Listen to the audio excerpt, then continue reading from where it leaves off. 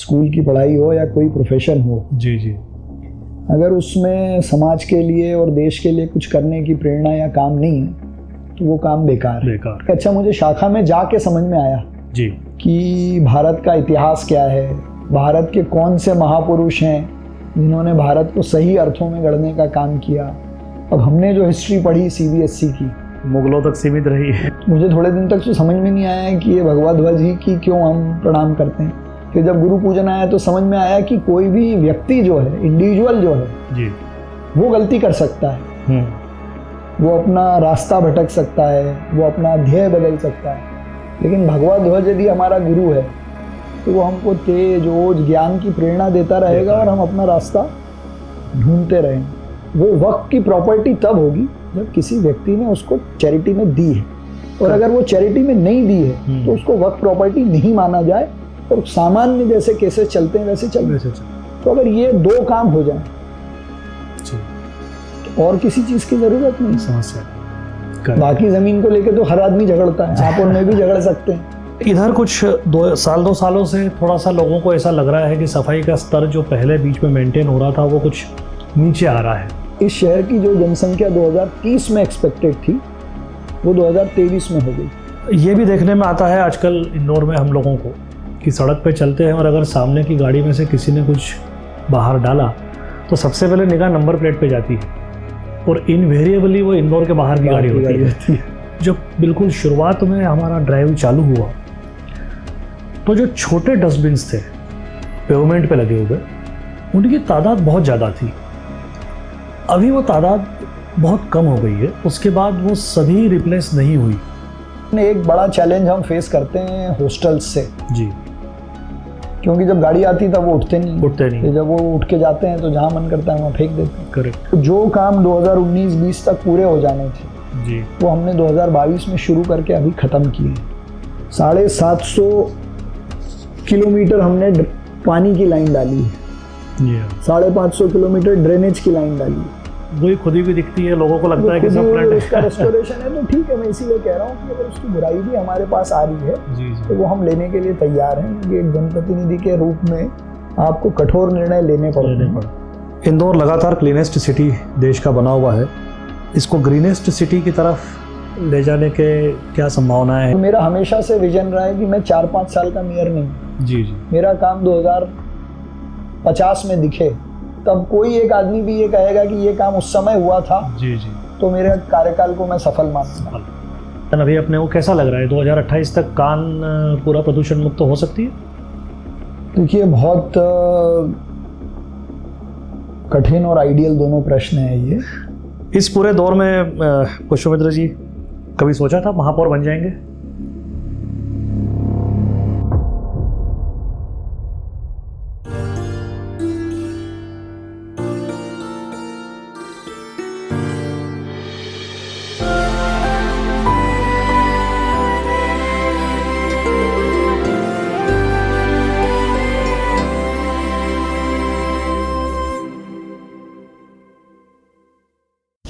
नमस्कार मित्रों, वयम भारतम पर आपका एक बार पुनः स्वागत है।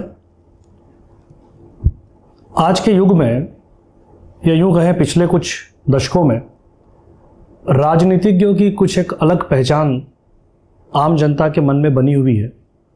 सामान्यतः राजनीति को बाहुबलियों से जोड़ने का एक चलन चला हुआ है। ऐसे समय में इंदौर में श्री पुष्यमित्र भार्गव जी, जो इंदौर नगर निगम के महापौर हैं, एक ऐसे छवि के साथ राजनीति में है, सौम्यता, शालीनता, स्वच्छ छवि, और उनका परिचय, उनकी पहचान इन सब चीज़ों के साथ जुड़ चुकी है। हमारा सौभाग्य है कि आज पुष्यमित्र जी हमारे साथ हैं। इंदौर को लेकर हम उनके साथ चर्चा करेंगे। पुष्यमित्र जी, आपका वयम भारत पे स्वागत है। नमस्कार। पुष्यमित्र जी, सबसे पहले कुछ जानकारी मैं आपके साथ साझा करना चाहूँगा कि हमारा चैनल ओवरवेलमिंगली यूथ द्वारा देखा जाता है। तो हम कोशिश करते हैं कि जिन पर्सनैलिटीज़ से हम बातचीत करते हैं उनकी यूथ के बारे में कुछ जानकारी अगर हम दे सकें तो जो नए आने वाली पीढ़ी है उनको कुछ प्रेरणा मिलती है, इंस्पिरेशन मिलता है। तो मैं जानना चाहूँगा कि आपका विद्यालयीन जीवन, महाविद्यालयीन जीवन, कहाँ से आपने सारा अपना शिक्षण ग्रहण किया और किस तरह से आपका वो जर्नी रहा? देखिए, हर माता पिता की ये इच्छा होती है कि वो कितने भी अभावों में रहें लेकिन उनके बच्चे अच्छे स्कूल में पढ़ें। जी। तो उन्होंने मुझे 5th तक भी उस समय का जो क्लॉथ मार्केट स्कूल था, आज भी था, उसमें पढ़ाया। जी। वो 5th तक बॉयज़ के लिए था, फिर गुरु हरकिशन पब्लिक स्कूल में पढ़ाया। और मैं ये जानता हूँ कि मुझे और भाई को पढ़ाने में कितने अभाव, कितने संकट और कष्ट। जी जी। क्योंकि जब तक हम उस घर में रहे जी, तब तक हमारे बारिश में घर की छत से पानी टपकता ही था। तो स्कूल की पढ़ाई का तो जीवन में बहुत प्रभाव रहा और वो आज तक भी है। जी जी। और दूसरा, मेरे पिताजी ने जो शिक्षा दी, हमेशा काम करने की फ्रीडम दी जी, और देश के लिए कुछ करने का संस्कार भी उन्होंने ही दिया।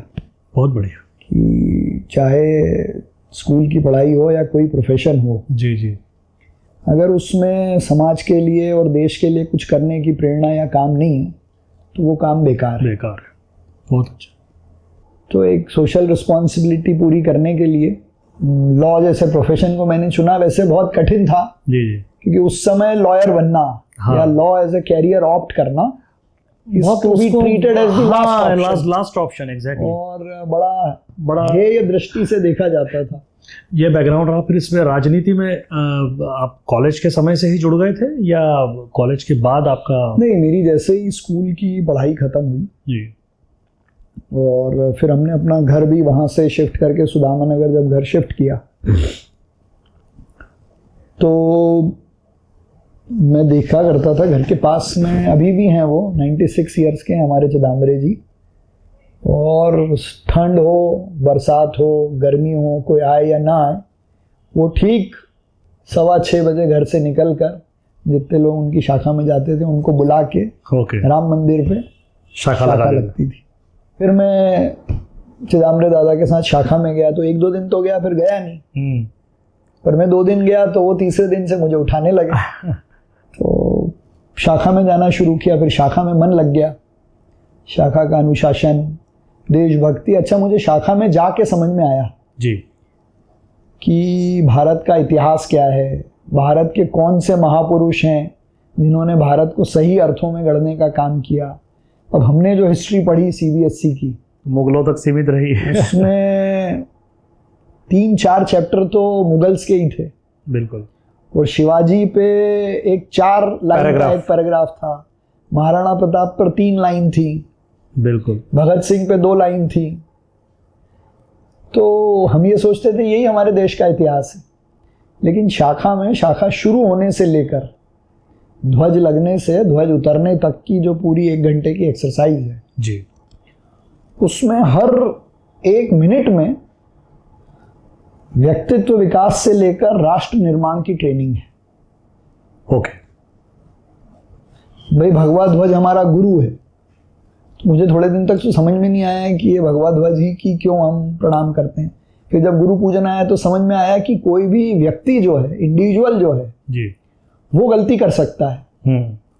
वो अपना रास्ता भटक सकता है, वो अपना ध्येय बदल सकता है। लेकिन भगवा ध्वज यदि हमारा गुरु है तो वो हमको तेज ओज ज्ञान की प्रेरणा देता रहेगा और हम अपना रास्ता ढूंढते रहेंगे। तो ध्वज लगने से लेकर फिर उसमें सुभाषित होता है, उसमें प्रार्थना होती है, उसमें कबड्डी का खेल होता है, उसमें समसामयिक विषयों पर चर्चा होती है। फिर अपने आसपास के परिवेश को साफ रखने की बातचीत होती है। जहाँ शाखा लग रही है वहाँ पेड़ लगाने की बात होती है। तो मुझे नहीं लगता कि एक व्यक्ति के जीवन का कोई सा भी जो काम हो उसकी ट्रेनिंग 1 घंटे में नहीं होती। मेरा मन लग गया शाखा में। फिर मैं कॉलेज विद्यार्थी प्रमुख भी बन गया। प्रताप नगर माना जाता था उस समय। ये क्रम रहा। पर ये आप जो बता रहे हैं काफ़ी दिलचस्प है, क्योंकि संघ के संबंध में सामान्यतः जो जानकारियाँ आम जनता के बीच में दी जाती है वो जानकारियाँ सामान्यतः नकारात्मक होती है। पर ये जो आप बता रहे हैं शाखा का सारा क्रम, ये तो जिसे आजकल की भाषा में हम पर्सनैलिटी डेवलपमेंट की क्लासेस चलती है, लोग बच्चों को उसमें भेजते हैं। मुझे ऐसा लग रहा है सुन के कि ये कहीं उससे भी ज़्यादा कॉम्प्रिहेंसिव, क्योंकि पर्सनैलिटी डेवलपमेंट में तो एक पब्लिक स्पीकिंग और वहीं तक सीमित होता है, और आप जैसा बता रहे हैं कि पर्यावरण या ये सब भी उसमें शामिल है। तो ये तो बहुत कम जानकारी है लोगों को, जो लोग जुड़े हुए हैं या जो संघ में शाखा में जा रहे हैं, उनके अतिरिक्त तो ये कैसे संभव हो पाता है कि जो व्यक्तित्व विकास और राष्ट्र निर्माण, ये दो चीज़ें हैं, दिखने में दोनों बहुत दूर की दिखती है। व्यक्ति एक बहुत माइक्रो स्तर की चीज़ है, राष्ट्र निर्माण उसका मैक्रो। तो आप कुछ बता पाएंगे कि संघ इनमें कैसे एक तादाद में स्थापित करता है, या क्या उसके पीछे की धारणा है? देखिए, एक अकेले व्यक्ति के विकास से ही राष्ट्र का निर्माण होगा। हम सोचेंगे कि देश के 125 करोड़ लोग एकदम ठीक हो जाएंगे, डिसिप्लिन हो जाएंगे, देशभक्ति समझ जाएंगे, ये संभव नहीं। मेरे मोहल्ले में उस समय मैं या मेरी गली में ले लें अपन, तो मैं अकेला था जो यंग लड़का था जो गणवेश पहनकर जाता था। ओके। पूरी गली में ये चर्चा हो गई थी कि आरएसएस का आदमी हमारी गली में एक ही है, ये रहते हैं। तो अब जो मेरा व्यवहार है, मेरा बातचीत करने का तरीका है, वही आरएसएस है। वही आरएसएस, सही बात है। तो एक आपके अंदर भी सेल्फ डिसिप्लिन इंप्रूवमेंट आता है, और एक स्वयंसेवक के नाते आप जहाँ हो तो वो सारे संस्कार आपको उस काम को अच्छा करने की प्रेरणा देते हैं। बराबर। तो ऐसे आपके देखते हुए दूसरे लोग फिर उसको जुड़ते जाते हैं। तो 1925 में जो काम डॉक्टर साहब ने शुरू किया था जी, आज 100 सालों के बाद इसीलिए जारी भी है और प्रभावी रूप से जारी। जी हाँ, अब तो और बढ़ गया है, काफ़ी ज़्यादा बढ़ गया। तो संघ का आपने बताया, जो बुजुर्ग आपके मोहल्ले में थे उनके वजह से आप संघ से जुड़े, तो राजनीति में भी कोई मेंटर मिले, या राजनीति का कैसा सफ़र रहा? किन्हीं व्यक्तियों से प्रेरणा मिली? एक दिन अचानक से दिल्ली कार्यालय से फ़ोन आया अनुराग ठाकुर जी के ऑफिस से जी कि हमने आपको अपनी नेशनल टीम में लिया है। अच्छा। मेरे लिए बहुत आश्चर्य था। अच्छा। क्योंकि ना मैंने किसी से बात की, ना किसी से रिक्वेस्ट किया, ना एकदम से सहज ऐसा विषय भी आया था कि पॉलिटिक्स में जाना है या एक्टिव पॉलिटिक्स में काम करना। जी जी। पर वो जिम्मेदारी मिली तो मैंने बहुत मन से और ताकत से उसको निभाया। आपने वकालत की बात की, प्रैक्टिस करने की, तो अगर मेरी जानकारी सही है तो आप youngest additional advocate general Madhya Pradesh के जब आप नियुक्त हुए थे, तो क्या एग्जैक्टली रोल होता है एडवोकेट जनरल का, और क्या उसका एक्सपीरियंस आपका कैसा रहा? क्योंकि बड़ी बात होती है कम उम्र में एक बड़ी जिम्मेदारी प्रदेश स्तर की मिल जाना। 2015 में मैं डिप्टी एजी बना यंगेस्ट इंदौर बेंच पे जी। 2015 से 18 तक कमलनाथ जी की सरकार बनी, तब तक डिप्टी एजी था। डिप्टी एजी या गवर्नमेंट का काम ये होता है कि गवर्नमेंट के जितने डिपार्टमेंट्स हैं जी, उनको आप रिप्रेजेंट करते। तो सर्विस मैटर से लेकर कई बड़े बड़े मुकदमे, उसमें कमर्शियल टैक्स, एक्साइज, कॉन्ट्रैक्ट और कई सारे ऐसे अलग अलग पहलुओं पे, विषयों पे आपको काम करना। हाई कोर्ट में ही जी। जिला कोर्ट में उनको जीपी बोलते हैं, गवर्नमेंट प्लीडर्स या एडिशनल गवर्नमेंट प्लीडर्स। तो मैं डिप्टी एजी था बराबर। फिर कमलनाथ जी के बाद जब वापस सरकार बनी तब मैं एडिशनल एजी बना जी जी।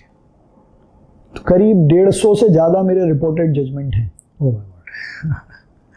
हमने वकालत को भी मैंने खूब मन से किया, और प्राइवेट प्रैक्टिस में भी और गवर्नमेंट की प्रैक्टिस में भी। करेक्ट। कई ऐतिहासिक फैसले आए हैं, कई सारे जी। से एकता कपूर के खिलाफ एक एफआईआर हुई थी उनकी वेब सीरीज पर। उस एफआईआर को हमने डिफेंड किया था कि ये सही एफआईआर हुई है जी। उसमें बहुत ऐतिहासिक फैसला आया। अच्छा। उसमें कई सारे लॉस को देखते हुए कोर्ट का जो फैसला आया, उसने ओटीटी के प्लेटफॉर्म पे जो कंटेंट आता है जी, उसको लेकर कई सारी गाइडलाइंस तय करवाई। ऑक्सीजन सप्लाई को लेकर कई सारे इशू थे, चाहे हमारी भोजशाला में जो डिस्प्यूट है उसको भी मैंने लंबे समय तक कंटेस्ट किया। तो ऐसे कई सारे विषय हैं।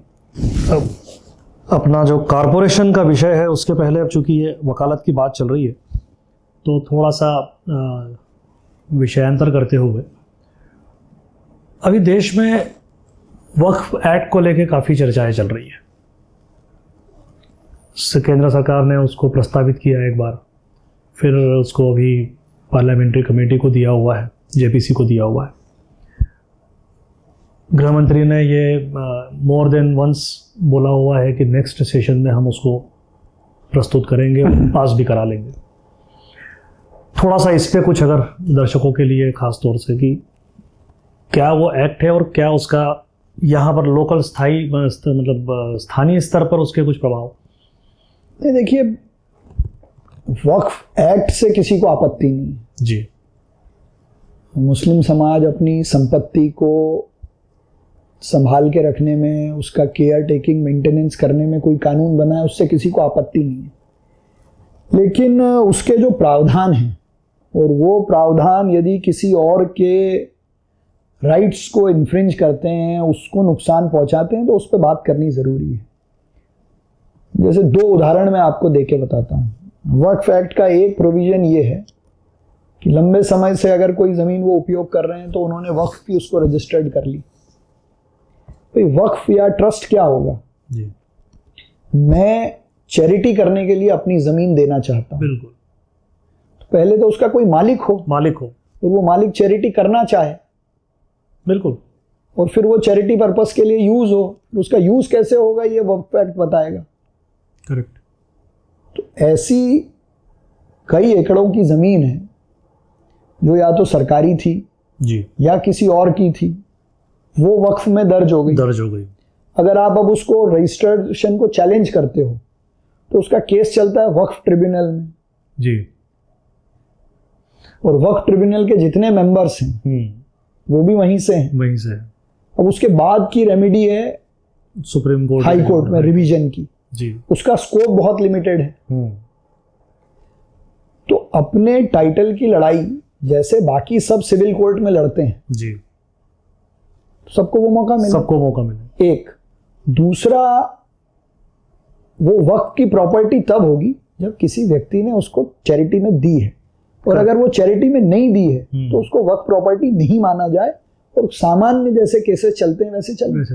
तो अगर ये 2 काम हो जाए जी, तो और किसी चीज की जरूरत नहीं, समस्या नहीं। बाकी जमीन को लेके तो हर आदमी झगड़ता है, आप उनमें भी झगड़ सकते हैं, भाई भाई भी झगड़ते हैं, तो वो कहाँ जाते हैं? जिस कोर्ट में जाते हैं उस कोर्ट में हम चले जाए। बिल्कुल।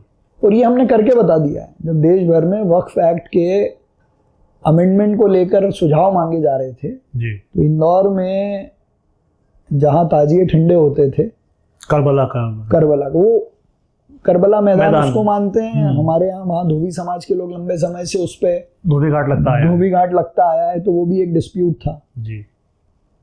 और नियम ये है कि कोई ज़मीन अगर प्राइवेट और सरकारी नहीं है तो वो नगर निगम की है।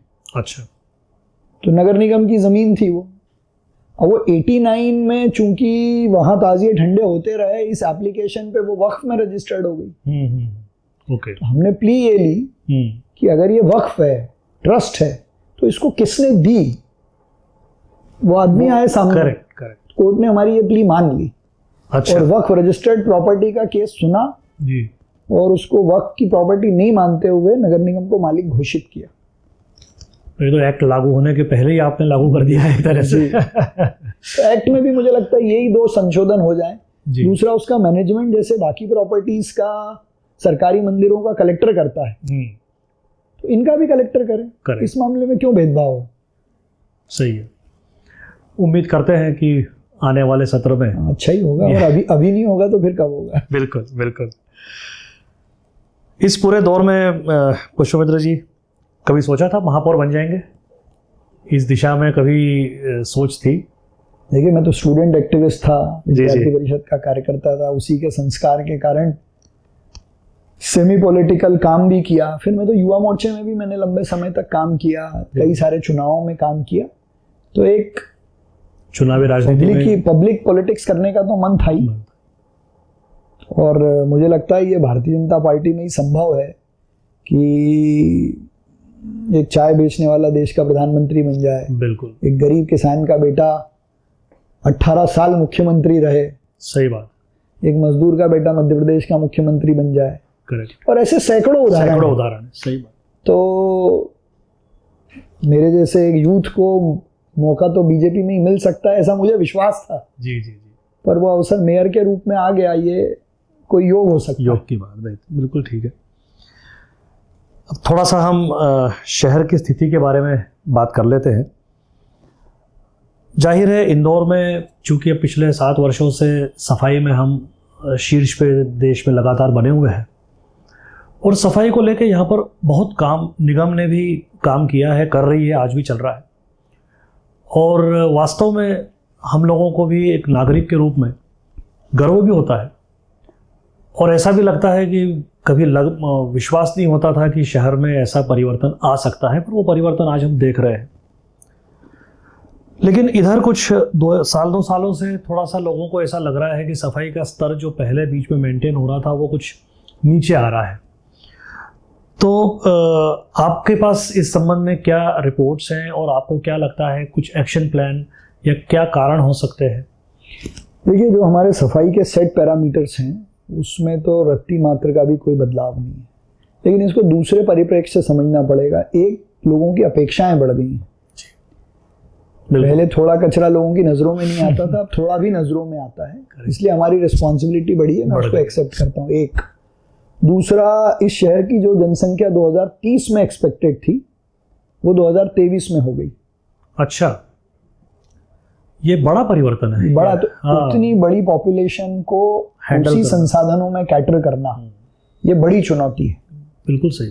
उसके लिए उतना स्टाफ चाहिए, उतने ही संसाधन चाहिए और उतनी मॉनिटरिंग चाहिए। तो हम तो लगातार उसी तरीके से, उसी दृष्टि से काम कर रहे हैं, उन पैरामीटर्स को, उन स्टैंडर्ड्स को मेंटेन भी कर रहे हैं जी। और जहाँ से भी शिकायत आती है उसको रिकॉर्ड टाइम में ठीक भी करते हैं। तो ये रोज ऑनगोइंग प्रोसेस है। कई बार 10-15 दिन कुछ थोड़ा आपको चेंज देखने को मिलेगा, फिर वापस उसी सेट पे आते हैं। तो जो सेट पैरामीटर्स हैं, अच्छा, इसको और एक दूसरी दृष्टि से भी देखने की ज़रूरत है। इंदौर ने अपने स्टैंडर्ड को मेंटेन करके रखा हुआ है, और जो 6 हिस्सों में 90% घरों पे सेग्रीगेशन होके कचरे की गाड़ी में जाता है, वो आज भी देश के किसी शहर में नहीं होता है। दूसरा, जो GTS से जाके कचरे की प्रोसेसिंग होती है गीले सूखे में अलग अलग, वो देश में अभी उस स्टैंडर्ड का कहीं नहीं होता है।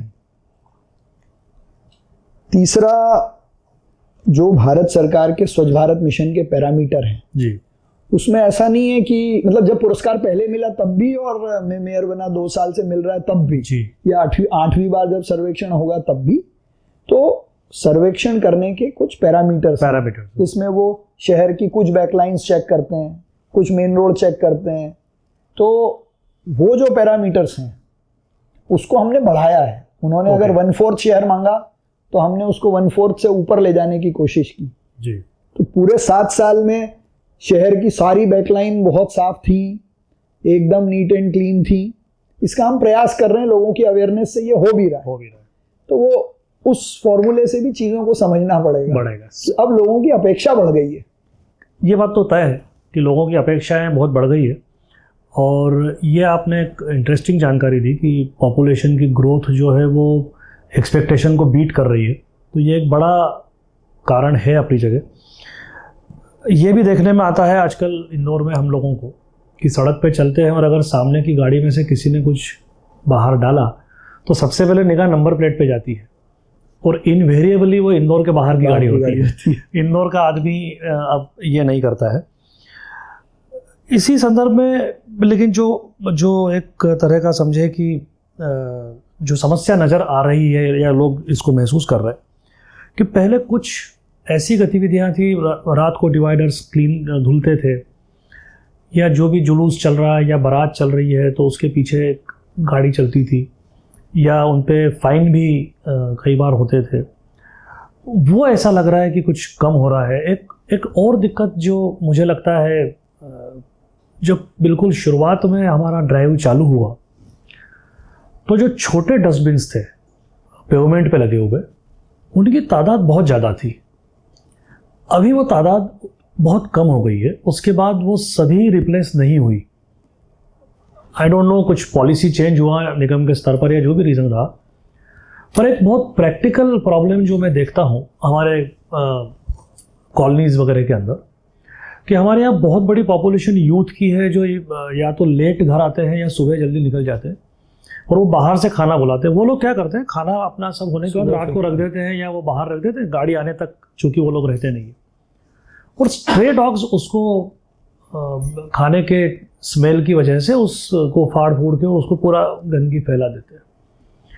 मुझे ऐसा लगता है कि अगर वो डस्टबिन्स शॉर्ट डिस्टेंस पे, अगर 150 फुट के डिस्टेंस पे अगर वो डस्टबिन्स हों तो व्यक्ति उनको यूज़ कर लेगा। अभी उनके पास वो विकल्प नहीं है। देखिए, वैसे तो शहर लिटर बिन फ्री होना चाहिए, ये स्टैंडर्ड नॉर्म्स हैं जी, लेकिन करीब 2104 लिटर बिन हमने शहर में लगाए हैं, अभी भी है, और उतने हम मेंटेन करते हैं। जी जी। और उसकी भी अपनी गाइडलाइन है कि कमर्शियल एरिया में, फुटपाथ पर वहीं लगेंगे जी, क्योंकि लिटर बिन लगे हैं तो लोग घर का कचरा लाके उसमें डालेंगे। हाँ, वो तो फिर वो पुरानी बात, तो वो पुराने कचरे के ढेर बनने लगेंगे, इसलिए वो तो जितने कम हो उतना अच्छा है। जी, लेकिन एक बड़ा चैलेंज हम फेस करते हैं हॉस्टल्स से, जी, क्योंकि जब गाड़ी आती तब वो उठते नहीं, नहीं, जब वो उठ के जाते हैं तो जहाँ मन करता है वहाँ फेंक देते हैं। करेक्ट। तो ये तो अपने बिहेवियरल चेंज की है। और जहाँ तक रही फुटपाथ की साफ सफाई धुलाई की, तो ये काम वैसे तो लगातार होता है, वो जीपीएस से मॉनिटर भी होता है। और अभी आप देखेंगे तो पूरे शहर में आज भी और कल भी तो पूरे शहर की रंगाई पुताई पूरी फिर से शुरू हो गई है। तो उसका एक अपना नियत समय होता है जी। हाँ, एक काम ज़रूर हुआ है, मैं तो हमेशा से ईमानदारी से अगर कोई गलती होती है या कहीं हम चूक जाते हैं तो उसको ज़रूर एक्सेप्ट करता हूँ। हमने 2 चुनाव एक साथ देखे जी। अभी लोकसभा का चुनाव था, उस समय 2-3 महीने आचार संहिता रही, कई सारे काम हमको उस समय करने थे, वो हो नहीं पाए। फिर उसके बाद बारिश शुरू हो गई, तो उस कारण से ज़रूर कुछ काम हमारे डिले हो गए थे, लेकिन अब वो सब वापस ट्रैक पे आ रहे हैं। ये भी लोगों को लगता है भाई साहब कि बहुत सारे फ्रंट एक साथ ओपन हो गए हैं शहर में, ब्रिजेस भी बन रहे हैं, पुलियाएँ भी बन रही है, बहुत सारे काम हो रहे हैं। तो इसको कुछ जिसको कहना चाहिए स्टेज वाइज या फेज वाइज करने के बारे में विचार होता है, या कैसा इसको प्लान करते हैं? मुझे ऐसा लगता है कि इसका जब विचार करना था तब वो हुआ नहीं शायद। जी जी, साफ गोई से मैं कह रहा हूँ, क्योंकि मैं मेयर बना और मैंने जब सारे काम देखे तो सफाई का काम तो हमारा नंबर 1 था, नंबर है और रहेगा, जिस पे हम अपनी ताकत भी लगाते हैं। लेकिन हमारे मूलभूत काम है, हाँ, उसमें हो सकता है कि बुराई हमारे हाथ में लगे और वो बुराई हम लेने के लिए तैयार भी हैं। तो जो काम 2019-20 तक पूरे हो जाने थे जी, वो हमने 2022 में शुरू करके अभी ख़त्म किए हैं। 750 किलोमीटर हमने पानी की लाइन डाली है, 550 किलोमीटर ड्रेनेज की लाइन डाली है। वही खुद ही भी दिखती है, लोगों को लगता है कि सब फ्रंट उसका रेस्टोरेशन है, तो ठीक है। मैं इसीलिए कह रहा हूँ कि अगर उसकी बुराई भी हमारे पास आ रही है जी जी, तो वो हम लेने के लिए तैयार हैं, क्योंकि एक जनप्रतिनिधि के रूप में आपको कठोर निर्णय लेने पड़ते हैं। तो ड्रेनेज पानी का काम का क्रेडिट नहीं मिलता है, उसके गड्ढे की बुराई मिलती है। करेक्ट। दूसरा, ये शहर जिस गति से बढ़ा, उस दृष्टि से जितने पुलों की आवश्यकता थी उसको प्लान करके एक साथ शुरू कर दिया, ये सारे जनप्रतिनिधियों की उपलब्धि है। जी जी।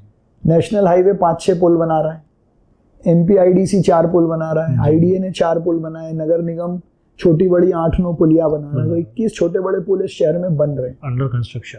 और ये सब काम अगर अभी नहीं होंगे तो इसकी एक अलग हाहाकार हो जाएगी, मैनेज ही नहीं कर पाएंगे कुछ। हाँ, वो चीज़ें अभी तो ये है कि ये सब हो गया, जैसे 4 पुल शुरू हो गए जी, 700-800 किलोमीटर पानी की लाइन डल गई जी, 600 किलोमीटर की ड्रेनेज लाइन डल गई, नए ड्रेनेज के काम हमने शुरू कर दिए। और मेरा हमेशा से विजन रहा है कि मैं 4-5 साल का मेयर नहीं हूँ जी जी, मेरा काम 2050 में दिखे, तब कोई एक आदमी भी ये कहेगा कि ये काम उस समय हुआ था जी जी, तो मेरे कार्यकाल को मैं सफल मानूंगा। तो हमने 2050 में इंदौर को पानी मिले उसकी प्लानिंग करके उसका टेंडर लगाया है। 450 MLD के पानी को 900 MLD करने के लिए टेंडर लगा दिया है। बहुत बढ़िया। 23 मास्टर प्लान की सड़कों का टेंडर करके एजेंसी तय कर दी है। मास्टर प्लान की सड़कें आज बनेंगी तो 10, 15, 20 साल बाद उसका रिजल्ट आएगा। सही बात है। शहर की सारी लाइट्स को 100% LED कर दिया है। तो एक प्लेटफॉर्म को छोड़कर बाकी भी जो नगर निगम के काम हैं जी, उनको हमने करने का प्रयास किया है। देश की सब नगर निगम डिजिटलाइज्ड है, हमारे यहाँ 5% डिजिटलाइजेशन नहीं था। अच्छा। हमने 2 साल में उसको 30% डिजिटलाइजेशन पर ले आए। मैंने अभी एक टेंडर किया है जिसमें नगर निगम के जितने डॉक्यूमेंट्स हैं, रेवेन्यू और बर्थ सर्टिफिकेट, डेथ सर्टिफिकेट के डिपार्टमेंट के, उनको सबको AI बेस्ड डिजिटलाइज करके उसकी हम लाइब्रेरी बना के रख देंगे। तो आज से 100 साल बाद भी अगर आपको अपने किसी परिवार के आदमी का डेथ बर्थ सर्टिफिकेट ढूंढना है तो 1 मिनट लगेगा, आज हमको 2 महीने लगते हैं। बिल्कुल सही बात है। बहुत नहीं कर पाए, लेकिन हम 2 साल में 12,000 घरों पे सोलर लगा चुके हैं। ये हमारा काम नहीं है जी जी, लेकिन शहर को एनर्जी एफिशिएंट बनाने के लिए करेक्ट, हमने सोलर सिटी बनाने का काम शुरू किया। अच्छा 60 मेगावाट का एक बड़ा सोलर प्लांट हम जलूद में लगा रहे हैं। अच्छा, सोलर पे बहुत काम शहर में वैसे भी नजर आता है कि काफी मेरे ख्याल से पावर अब उससे जनरेट होने लगा है। सफाई के संदर्भ में एक बीच में पेपर्स में खबर आई थी कि BARC की मदद से हमारे यहाँ एक सीवेज ट्रीटमेंट प्लांट कोई लगा है कबीरखेड़ी में। तो उस समय उसका काफ़ी जिक्र हुआ था। अभी वो है मतलब एग्जिस्टिंग, और उसका क्या एक्सपीरियंस है, या उस तरह का कुछ और भी आगे प्लान रहेगा? नहीं, देखिए शहर में तो सीवरेज ट्रीटमेंट के काम लगातार बढ़ रहे हैं। अभी 350 MLD के सीवरेज ट्रीटमेंट प्लांट हमारे पास है। बहुत पहले जो लगा था वो तो बंद हो गया, उसकी जगह हमने नया कर दिया है जी। वो काम अब शुरू होने वाला है, टेंडर हो गया, एजेंसी आ गई। 350 MLD पानी हम ट्रीट कर रहे हैं और उसको रिवर्स बगीचों में भी यूज कर रहे हैं। अभी कुछ इंडस्ट्रीज को भी देना शुरू किया है जी। तो सारे हमारे ट्रीटेड प्लांट एकदम रेडी हैं। अभी सिरपुर पे बन रहा है एक, अच्छा, कबीरखेड़ी में एक नया लग रहा है, और इंदौर का ये जो 29 गांव इंदौर में मिले नए, तो ये सब ग्रामीण परिवेश था, इसमें अब नए तरीके से हम ड्रेनेज डाल रहे हैं, पानी डाल रहे हैं, तो उन सब के लिए ये STP ही काम आएंगे। इसमें बीच बीच में कान नदी की भी बातचीत होती है, तो वो भी काफ़ी समय से योजना बन रही है। अभी सिंहस्थ सामने 2028 में होने वाला है। क्षिप्रा में भी कान का जल जाता है, तो उसको लेकर अब क्या एक्शन प्लान अभी अपने को कैसा लग रहा है? 2028 तक कान पूरा प्रदूषण मुक्त हो सकती है? देखिए, बहुत कठिन और आइडियल दोनों प्रश्न हैं ये, क्योंकि पिछले 20, 25, 30 सालों में कान के शुद्धिकरण पर बहुत सारे निर्णय भी हुए, बहुत सारा खर्चा भी हुआ है, उसका कुछ कुछ परिणाम दिख भी रहा है। और अभी मुख्यमंत्री जी ने सिंहस्थ की दृष्टि से एक बड़ा प्लान बनाकर जी सभी जगह STP लग जाए, ट्रीटमेंट हो जाए, और उसको हमने भी नमामि गंगे के थ्रू या बाकी सब चीज़ों के थ्रू करने का प्रयास किया है। मुझे इस बार विश्वास है कि 2028 तक कान में जो गंदा पानी मिलता है अगर कहीं से भी, उसको ट्रीट करके ही हम क्षिप्रा में भेजेंगे, इतना तो हम कर देंगे जी। दूसरा, कान नदी और सरस्वती नदी के रिवाइवल की जो हम बात कर रहे हैं, उसमें कई सारी नई टेक्नोलॉजीज आई हैं, कई सारे नए फार्मूलाज भी लोगों ने डेवलप किए हैं, उस पर हम काम कर रहे हैं। पर मैं अभी अधिकार से कुछ नहीं कहता कि ये मैं कर दूंगा जी, पर हम प्रयास कर रहे हैं, उसका रिजल्ट कुछ आएगा तो आपको ज़रूर दिखेगा। बिल्कुल भाई साहब, सफाई एक फेज माने या एक स्टेज माने, उसकी अगली जो स्टेज होती है वो सामान्यतः सौंदर्यीकरण की होती है। तो जैसे अभी आपने 2050 तक की बात की, तो एक लॉन्ग टर्म विजन के रूप में शहर की सारी जो बढ़ रहा है शहर जिस गति से, उसको देखते हुए आपको क्या लगता है, निगम के क्या प्लान्स है, आपका क्या विजन है, शहर को कहाँ होना चाहिए, और कब ये स्टेज को हम पार कर सकते हैं कि हम सफाई में तो अब आ गए लेकिन अब हम सौंदर्यीकरण की तरफ जाएं? देखिए, हमने उस पर काम भी शुरू कर दिया और पहले भी लोगों ने उस पर काम किया था कि तो ये स्वच्छ शहर है, ये सुंदर शहर बने जी। तो एक अभी IDA के थ्रू अहिल्या पथ हुआ है, वो पूरा ग्रीन कॉरिडोर होगा। हमने 51 लाख पेड़ लगाने का जो अभियान लिया था, उसमें एक साथ एक पहाड़ी पर Guinness book of world record बनाकर 12,40,000 पौधे लगाए। हमारा जो रीजनल पार्क था उसको अम्यूजमेंट पार्क में कन्वर्ट करने का टेंडर हमने कर दिया। बिलावली तालाब पर स्पोर्ट्स एमिनिटीज डेवलप हों, उसका टेंडर कर दिया जी। भविष्य में अच्छे कन्वोकेशन सेंटर, अच्छी स्ट्रीट्स बने। तो मॉडल स्ट्रीट का प्लान हमने चेंज किया कि जो फ्लावर बियरिंग पौधे हैं वो ही लगाया जाए, ताकि अलग अलग स्ट्रीट्स पे अलग अलग सुंदर भी इनके सबके परिणाम 5-7 साल बाद आएंगे। तो ये प्लानिंग तो हमने की है। जी जी जी। सफाई के पूरे इस ड्राइव में इंदौर की जनता ने बड़ी सकारात्मक भूमिका निभाई है। एज अ मेयर आपको लगता है आप संतुष्ट हैं जनता की भूमिका से? जनता से आपकी और क्या अपेक्षाएं हैं कि किन चीज़ों की वजह, किस जनता के किस प्रकार की भागीदारी से ये चीज़ें हम और इम्प्रूव कर सकते हैं?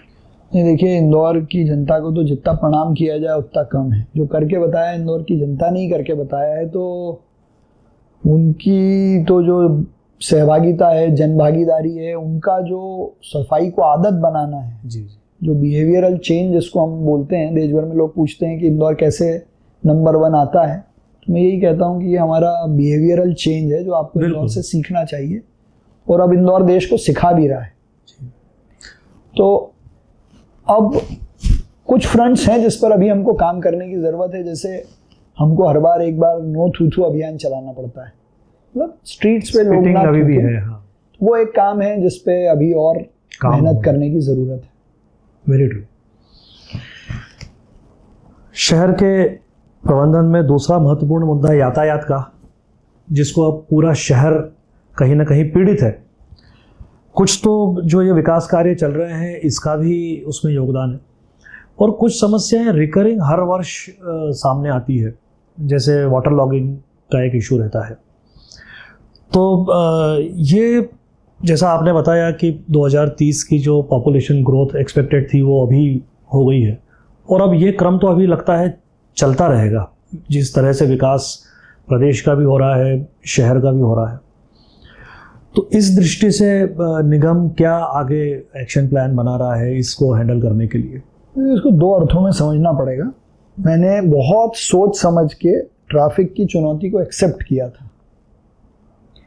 नगर निगम का सीधे वो काम नहीं है। हमारा काम है उसके लिए थोड़े संसाधन और ट्रैफिक इंजीनियरिंग की दृष्टि से इंफ्रास्ट्रक्चर उपलब्ध कराना, रोड मार्किंग करना, ट्रैफिक सिग्नल बनाना, बैरिकेड्स बनाना।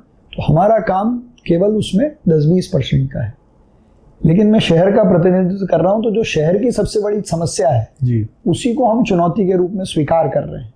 तो उस पर हम 5 साल काम करेंगे और हमको 100% उपलब्धि मिलेगी, ऐसा नहीं है। पर मुझे 20% भी उपलब्धि मिली तो मैं 5 साल में 20% अपने लिए, शहर के लिए कुछ कर पाया। तो हमने 3 काम शुरू किए। एक, इंफ्रास्ट्रक्चर डेवलपमेंट। तो शहर में जहां आवश्यकता है वहां पुल बने, अंडरपास बने। बिल्कुल। दूसरा, ट्रैफिक इंजीनियरिंग। हमने एक ग्रुप बनाया शहर के अच्छे लोगों का, जो हर शनिवार को बैठते हैं, अपने सुझाव देते हैं छोटे छोटे कि ये ग्रीन लाइट इतनी देर के लिए बंद होनी चाहिए, इतनी देर के लिए चालू होनी चाहिए, या यहाँ ये बैरिकेड अलग है। उस सुझाव को हम लेते हैं, ट्रैफिक पुलिस को देते हैं, वो उसको एग्जीक्यूट करते हैं। उसके कारण कई सारे चेंजेस हुए। जैसे उदाहरण के लिए हमारा जो BRTS कॉरिडोर है वो 4 जगह पर अनावश्यक रूप से चौड़ा था। ओके। तो हमने कहा इसको छोटा कर दो। तो ये बहुत छोटा सा काम था। हाई कोर्ट पे जो सिग्नल लगे हुए हैं वो दोनों अलग अलग टाइम पे चालू होते थे, हमने उनको एक टाइम पे चालू कर दिया, तो ईज हो गया। लेफ्ट टर्न्स भी काफी लेफ्ट टर्न हम अभी बना रहे हैं बहुत सारे। दूसरा है ट्रैफिक को लेकर अवेयरनेस, जो काम वॉलंटरीली होना चाहिए। मुझे बहुत खुशी है कि हम करीब 1 साल में शहर में 1000 लोग ऐसे तैयार कर चुके हैं जो ट्रैफिक वॉलंटियर के रूप में हर शनिवार रविवार सड़क पर खड़े रहते हैं। लगभग हर चौराहे पे रहते हैं, फ्री ऑफ कॉस्ट, शहर हित में सेवा के लिए खड़े रहते हैं। तो आज शहर में 1000 लोग हैं जी। हमने कार फ्री डे शुरू किया कि एक दिन हम कार नहीं चलाएंगे। करेक्ट।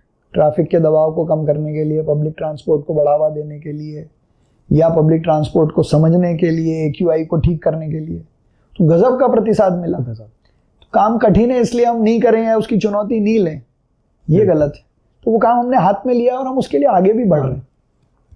कई चीज़ें इसके परिणाम भी दिख रहे हैं। जैसे आजकल पहले सिग्नल्स का उतना स्ट्रिंजेंटली फॉलो नहीं करते थे लोग, लेकिन आजकल दिन ब दिन वो बढ़ता जा रहा है कि लाल लाइट है तो लोग सब रुकते हैं। कोई पुलिस वाला नहीं हो तो भी रुकते हैं। ये तो पहले ऐसा था कि पुलिस वाला नहीं है तो निकल जाए। तो ये चीज़ें डेफिनेटली परिवर्तन नज़र आ रहे हैं। लेकिन मुझे लगता है एक बहुत बड़ा वर्ग ऐसा भी रहता है जिसको शायद ट्रैफिक का एक तरह से सेंस, मैं नियम की बात नहीं कर रहा हूँ, वही मैं ट्रैफिक सेंस की बात कर रहा हूँ, इसको लेके एजुकेशनल लेवल पर, स्कूल कॉलेज लेवल पर और अन्य जगहों, क्योंकि हमारे यहाँ बहुत बड़ा एक नंबर ऐसे बच्चों का है जिनका एजुकेशन हमारे यहाँ नहीं होता है, वो बाहर जाते, कुछ ऐसा कुछ प्लान बन रहा है क्या कि जहाँ भी संभव हो, जहाँ पब्लिक गैदरिंग हो, वहाँ किसी न किसी रूप में ये सेंस डेवलप करने का कुछ एक एजुकेशन? नहीं, हमारा ट्रैफिक मित्र अभियान यही कर रहा है। ओके। ट्रैफिक मित्र अभियान 2 दिन चौराहों पर वॉलंटरीली काम करता है और बाकी 5 दिन जी सुबह स्कूल में ट्रैफिक टॉक्स होती हैं, अच्छा, ट्रैफिक मीट्स होती हैं पुलिस के साथ। अभी गणेश चतुर्थी में और नवदुर्गा में शहर के 80% पंडाल में हमने शपथ कराई। अच्छा। और इस बार तो बहुत ही अद्भुत कार्यक्रम हुए कि शहर के बड़े जितने पंडाल थे वहाँ ट्रैफिक मित्र के जो हमारे सॉन्ग है, एंथम सॉन्ग, उस पे गरबे हुए। क्या बात है। That's उस पे गरबे हुए जी। स्वच्छता पे और ट्रैफिक मित्र का जो ये अभियान, फिर वही बात है कि परिणाम आते में थोड़ा समय लगेगा, वो कल्चर डेवलप होने में जो वक्त लगता है। नर्मदा पर निर्भरता आपको लगता है कम होना चाहिए? क्योंकि कब तक हम नर्मदा से पानी लेते रहेंगे? अब इंडस्ट्रियल ग्रोथ भी हो रहा है, पॉपुलेशन ग्रोथ भी हो रहा है, सभी हो रहा है, इसके लिए कोई विकल्प या वैकल्पिक व्यवस्था? इंदौर में नर्मदा जी पर निर्भरता खत्म होती तो नहीं दिखती है। हमने तो उसको और बढ़ा दिए, 900 mld का नया प्लांट हम डाल रहे हैं, लेकिन पानी के रीयूज पे प्लान जरूर बनना चाहिए जी। चाइना में खैर ये संभव है कि वो तो रीयूज का पानी एज अ टैप वाटर भी यूज करते हैं, पर हमारे यहाँ संभव नहीं है जी। तो कम से कम रीयूज की लाइन फ्लश में यूज हो, इसका हमने प्रस्ताव दिया है। मध्य प्रदेश सरकार शायद उसको अप्रूव भी कर रही है कि नए बिल्डिंग नॉर्म्स में डबल लाइन कंपलसरी कर रहे हैं वो। जी जी। दूसरा, पुराने जितने हमारे कुएं, बावड़ी, तालाब हैं उनको हम रिवाइव करें, नए तालाब बनाएं जहाँ जगह मिले। एग्जैक्टली। नए तालाब हम बनाएं और नर्मदा जी के पानी का भी सदुपयोग हो और 100% मीटर पे अगर हम आ पाएं, जो कि बहुत आइडियल सिचुएशन होगी। हाँ। लेकिन ऐसा हम कर पाएं, क्योंकि ये सिर्फ पानी का विषय नहीं है जी, ये एनर्जी का विषय भी है। अभी नगर निगम का सबसे बड़ा जो खर्चा है पावर का, वो इलेक्ट्रिसिटी का 400 करोड़ रुपए साल का। और देश का सबसे स्वच्छ शहर, रईस शहर भी है। 21 रुपए किलोलीटर का पानी पीता है और ढोलता है। सही बात। तो 21 रुपए का 100 लीटर पानी बहुत महंगा है। और इस खर्चे को कम करने के लिए हमने जलूद में सोलर प्लांट लगाया 60 मेगावाट का, कि कम से कम 10 करोड़ रुपए तो बचे हमारे। और उसको भी हमने पब्लिक इशू से इकट्ठा किया, जो 300 करोड़ लग रहे हैं। उसके लिए देश का पहला पब्लिक इशू किया था, हमारी पहली अर्बन लोकल बॉडी है देश की जो ग्रीन बॉन्ड लेकर आई। अच्छा, पब्लिक इशू निकालती ना कंपनीज, नगर निगम ने अपना पब्लिक इशू निकाला। बहुत बढ़िया। और आश्चर्य की बात यह है कि 300 करोड़ के लिए हमको 3 दिन में 750 करोड़ मिले। बहुत बढ़िया। और 28 राज्यों के लोगों ने इन्वेस्ट किया। It shows the trust people have in corporation. Indore लगातार क्लीनेस्ट सिटी देश का बना हुआ है, इसको ग्रीनेस्ट सिटी की तरफ ले जाने के क्या संभावनाएं हैं? और हम तो हर संभव प्रयास कर रहे हैं। इंदौर का जो एक पेड़ माँ के नाम का अभियान था, या उसके अलावा भी जी, तो 51 लाख पौधे लगाए हैं। जितने पौधे हैं, पेड़ हैं, उनको काटने के अलग से नियम बनाए हैं। और जहाँ बहुत आवश्यक है डेवलपमेंट के लिए वहीं हम पेड़ काटने की परमिशन देते हैं, और वो भी काटने की नहीं देते हैं, उसको ट्रांसप्लांट करते हैं। 311 जो हमारा ऐप है नगर निगम का, वो काफ़ी पॉपुलर है और सभी लोग उसका करीब करीब इस्तेमाल करते हैं। उस पर सुझाव देने का कोई प्रोविजन नहीं है। शिकायत का तो है, लेकिन अगर कोई सुझाव देना है तो वो उस पर है। उसमें शिकायत सुझाव हर तरह के हैं। नहीं तो हमारा ईमेल आईडी है, वेबसाइट है, आप कहीं से भी दे सकते हैं सुझाव की, तो कोई मना ही नहीं है। मेरा नंबर व्हाट्सएप का हमेशा चालू रहता है। जी जी जी। और ऐसे ऐसे सुझाव आते हैं। अच्छा। बहुत अच्छे अच्छे सुझाव आते हैं। जी जी। पुष्पमित्र जी, आप महापौर के रूप में इंदौर की जिम्मेदारी निभा रहे हैं, और मैं ये देखता हूँ कि अपेक्षाओं का अंत नहीं है। मतलब गली में कहीं अगर कचरे का ढेर लगा है तो वहाँ भी लोगों को ऐसा लगता है कि पुष्पमित्र जी जिम्मेदार है कि इसको क्लीन करवाएं, चाहे वो कोई ड्रेनेज की दिक्कत हो, चाहे सड़क की हो, ट्रैफिक की हो, पार्किंग की हो। तो कभी ऐसा लगता है कि क्या एक बड़ा नेतृत्व अपने आप को गढ़ रहा है यहाँ पर इतने सारे अनुभवों को लेकर? हम पुष्यमित्र जी के राजनीतिक भविष्य को किधर देख पाते हैं यहाँ से? अरे मेरे राजनीतिक भविष्य की चिंता तो भारतीय जनता पार्टी करेगी, लेकिन मैं आपको बहुत मन से एक बात बताना चाहता हूँ जी कि भारतीय जनता पार्टी ने या संगठन ने जितना काम मुझे दिया वो उससे मैं बहुत संतुष्ट हूँ। जी जी। तो मैं तो पार्टी के कार्यकर्ता के रूप में भी काम करता रहूँगा जीवन भर। बिल्कुल। इस संदर्भ में मैं जानना चाहूँगा संगठन का महत्व, अगर इस पे आप कुछ बता सके, क्योंकि आज कोई भी यूथ जॉब भी करते हैं, कुछ सिंपल भी। दृष्टि से बताता हूँ। मैं एजी के रूप में रिजाइन करता हूँ 14 तारीख को जी, और 15 को कैंपेन शुरू करता हूँ जी, और 1,35,000 वोट से जीत जाता हूँ। बिल्कुल। इसमें पुष्यमित्र भार्गव का कुछ भी नहीं, इसमें संगठन जो का भी है जी, वो ऑर्गेनाइजेशन का है, संगठन का है, कमल के फूल की ताकत का है, लीडरशिप का है, चाहे वो अटल बिहारी वाजपेयी की हो या नरेंद्र मोदी जी की हो। जी जी। तो ये सारी लीडरशिप भी ऑर्गेनाइजेशन से ही ग्रो करके आई है। बिल्कुल। पुष्यमित्र जी, बहुत अच्छा लगा आपसे बात करके, और बहुत ऐसी जानकारियाँ भी हमें मिली जिसका आम जनता को डेफिनेटली उतना एक आइडिया नहीं होता है, वो परसेप्शन मिसिंग रहता है। और मुझे पूरा विश्वास है कि लोग जब इस पॉडकास्ट को सुनेंगे तो उनके मन में जो कुछ डाउट्स नगर निगम के कार्य प्रणाली को लेकर या एक्शन प्लान को लेकर होंगे वो दूर होंगे। आपने समय दिया, आपका बहुत बहुत धन्यवाद। मित्रों, ये हमारा पुष्यमित्र जी के साथ बातचीत आई एम वेरी श्योर कि आपको पसंद आएगी और इससे आपको काफ़ी ऐसी जानकारी मिलेगी, आपका परसेप्शन ठीक होगा। वयम भारतम पर हम हमेशा प्रयास करते हैं कि आपको अलग अलग विषयों पे अलग अलग क्षेत्र की जानकारी मिले। यदि अभी तक आपने हमारे चैनल को सब्सक्राइब नहीं किया है तो ज़रूर सब्सक्राइब कीजिए, लाइक कीजिए, शेयर कीजिए और बेल आइकन भी दबाइए। धन्यवाद।